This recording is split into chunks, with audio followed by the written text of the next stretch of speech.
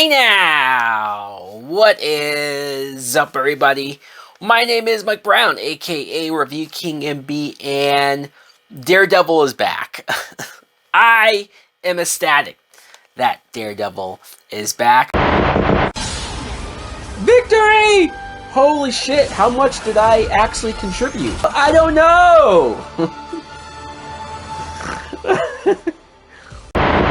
I am somebody that was a huge fan of the Daredevil Netflix series. When that was canceled back in the day, I was severely disappointed, severely depressed.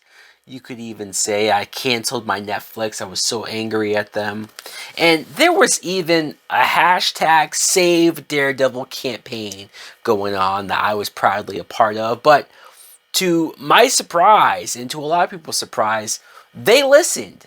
They listened. The show was saved. The show is back after so many years. Daredevil Born Again has arrived, and I have watched the first 2 episodes, and I enjoyed what I have seen so far. I like what I've seen so far. It's not perfect. It's not maybe exactly how I would have handled this material or the return of this particular Daredevil, but let's just say I'm glad Charlie Cox is back as Matt Murdock. I'm glad Vincent D'Onofrio is back as Kingpin. I'm glad that this show has the tone, or at least close enough, the tone that the Netflix shows have. I do feel like it is trying to sort of tell their own spin. This is going to be hard to talk about without doing spoilers, so I can just say I enjoyed it. There are things that maybe I have issues with that I will get into as I talk about the episode. The first 5 or 10 minutes of this episode is probably the closest that I felt of being an exact continuation of the Netflix show, as far as at the beginning, right off the bat, you see Nelson, Murdock, and Paige, and you see our main 3 characters, Matt Murdock, Karen Page, and Foggy Nelson. You see them, and it seems like, wow, the gang's back together. It's everything I ever wanted. And they go even to Josie's bar, which is a bar that we saw them frequent quite a bit. In this bar, you saw Foggy talking to this other woman, and I guess he's trying to maybe flirt with her and whatnot. Karen and Matt are sort of making jokes about whether or not he's going to strike out, and the whole time I couldn't help but wonder, where the fuck is Marcy? Is Foggy not still with Marcy? Am I the only one who had this thought? Maybe they broke up. I don't know. It's just weird. And then this crazy thing happens, and Foggy gets shot.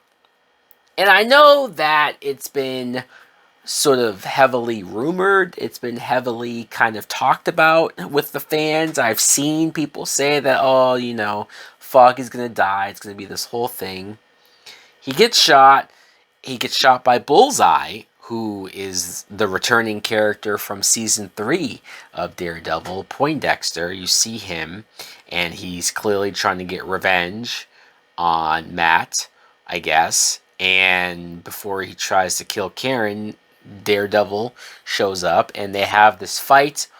And this is pretty much the only point in the first 2 episodes that we see Daredevil, Matt in costume as Daredevil, is this action sequence with him and Bullseye. And even though it's cool, even though they go for the single camera shot of the 2 of them fighting in the bar, and then them going through the building, going upstairs, and they're fighting all through, and then they wind up on the roof, that was great.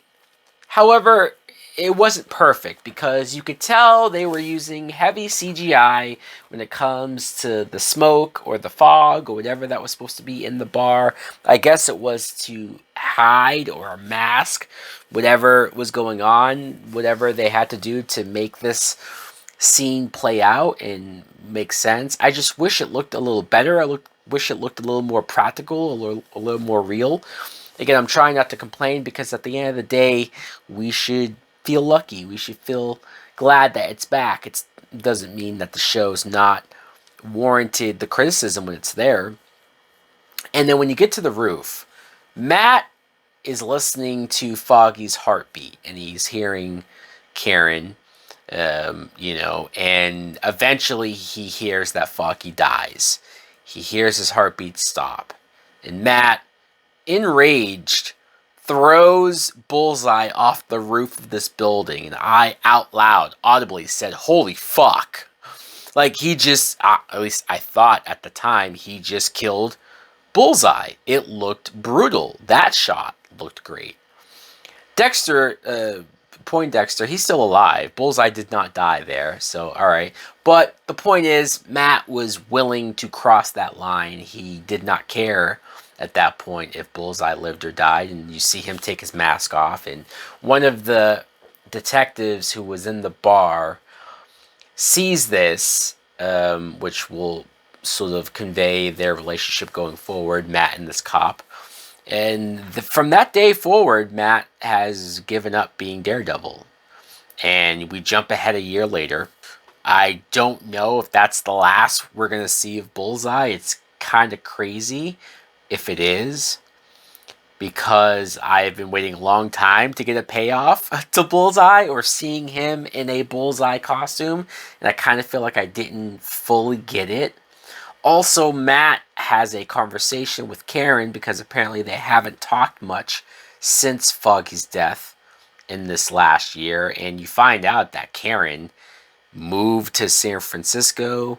Whatever relationship they might have had or still tried to have is over. It's completely over. Like, Foggy's death has completely destroyed their friendship. She barely even wants to talk to Matt. Not necessarily because of Matt. It's just like, it's not the same. And this hurt, man. This was brutal. This sucked. Honestly, like, this sucked. And it felt like the new writers of this show felt like, well, the fans want Foggy and Karen back, so okay, fine. We're going to kill Foggy in the first 5 minutes, and we're going to write Karen out of the show in the first 10 minutes. Like, it felt like they just were getting rid of the main characters of the past show, and we're just going to move on. And I'm not saying that there's not something to what they're trying to go for as far as putting Matt in this dark place, as far as making Matt isolated a little bit in his life. And they have Karen still alive, so I guess she could come back conceivably someday, one day. But this just...